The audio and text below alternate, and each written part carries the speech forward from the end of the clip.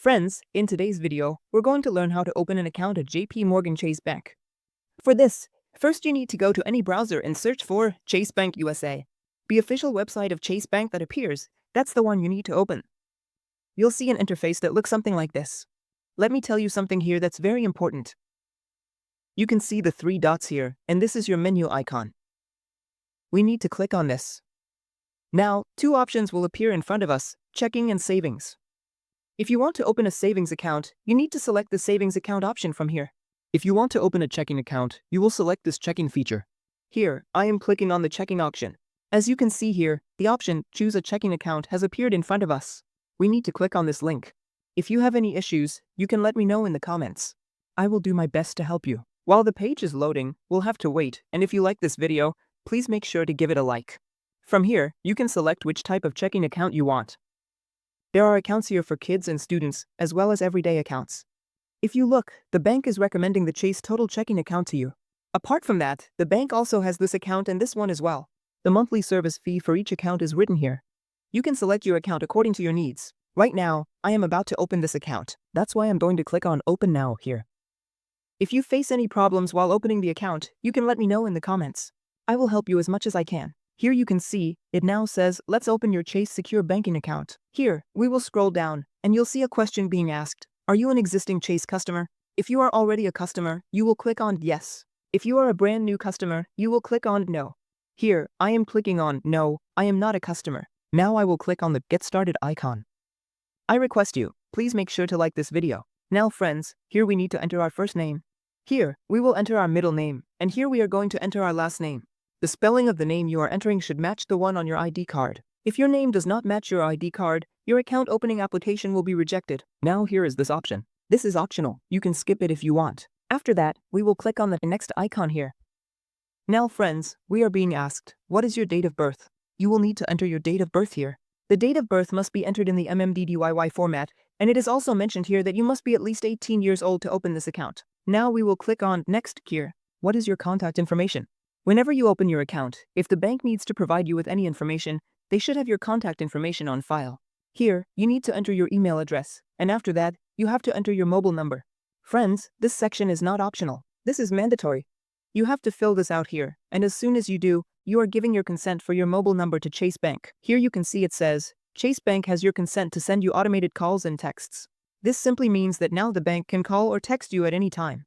Now we need to click on the next icon here. Now we're being asked, what is your home address? Friends, this is important information. Keep in mind that your home address should match the one on your ID card. If any detail does not match your ID card, your application may be rejected. Now we have to enter our street address here. All of these things need to be done manually. After that, we need to select our city here. Here, you have to select your state and enter your zip code. And if you are a resident of Canada, you should definitely read this information by clicking on it. However, since I am not a resident of Canada for tax purposes right now, I don't need to read this. Here, I'll just click on Next directly.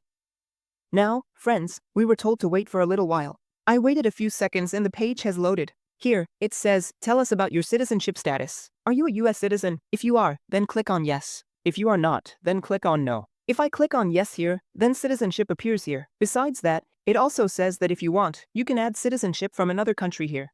And if you click on No, you'll be specifically asked which country you are a citizen of. You can select that here. In addition, you'll also need to select where you pay your taxes, and if you have a green card or not, you'll have to enter that information here as well. However, since I currently have US citizenship, I'm clicking on Yes, and after that, you can see the next icon at the bottom here. We need to click on this next button. Now here, you're being asked about your social security number. This is also called SSN in short form, so enter your social security number here, and after that, we'll click on Next. And friends, I have a request. Please make sure to like this video. Now, if you look carefully, it says here, let's verify your ID. Here, we need to choose the type of ID so that we can verify our identity. I am clicking on Choose One here. There are two options here, driving license and state ID. I am simply going to select driving license here.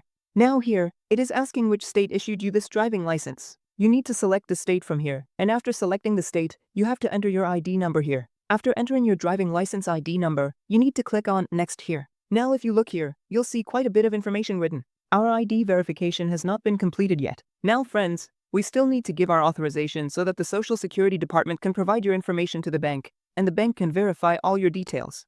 For this, friends, we need to give our consent. To give your consent, you can see this box here. You need to check it so you can provide your authorization. Now friends, we need to scroll down our screen, and as you scroll down, you'll see the consumer report authorization. We also need to authorize this. I would recommend that you read all these details. Only authorize things after you have read them. However, if you do not give your consent, if you do not authorize, then you will not be able to open your account at that time. That's why giving authorization is mandatory. After that, you'll see at next icon towards the bottom here. We need to click on next. We are working on your application. Thank you for your patience. So friends, after submitting your account opening application, it can take up to 48 working hours to approve your application. Still, if you are facing any problems, then you can tell me in the comments section. I will definitely try to help you. Thanks for watching.